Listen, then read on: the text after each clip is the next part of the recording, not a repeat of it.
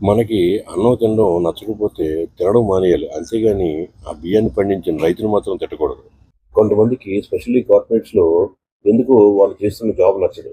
Reason ఏదైనా కావచ్చు. వాళ్ళ బాస్ కావచ్చు, సూపర్ బాస్ కావచ్చు, లేదంటే అక్కడ ఉన్న కల్చర్ అవ్వచ్చు, పాలిసీస్ అవ్వచ్చు, ఏదైనా అవ్వచ్చు. కానీ వాళ్ళు ఏం చేస్తూ ఉంటారంటే ఆ కంపెనీని తిడుతూ అక్కడ పనిచేస్తూ ఉంటారు. ఆ కంపెనీ నచ్చనప్పుడు ఆ కంపెనీ మానేయొచ్చు కదా! ఇంకో కంపెనీకి వెళ్ళిపోవచ్చు కదా! అక్కడే ఉంటూ ఆ కంపెనీని ఎందుకు తిట్టడం? మనం కెరియర్ స్టార్ట్ చేసినప్పుడు మనం బస్సుల మీద ఆఫీస్‌కెళ్ళి ఉండొచ్చు. ఆర్ టూ వీలర్స్ మీద ఆఫీస్‌కెళ్ళి ఉండొచ్చు.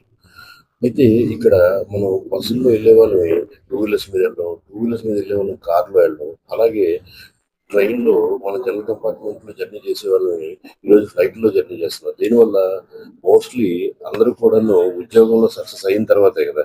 సో, అలాంటి సక్సెస్ అయిన తర్వాత చేస్తున్న ఉద్యోగాన్ని తిట్టడం ఎంతవరకు కరెక్ట్? మన జాబ్‌లో సక్సెస్ అవ్వడానికి మన ఎఫర్ట్స్ అయ్యి ఉండొచ్చు. కాదనట్లేదు.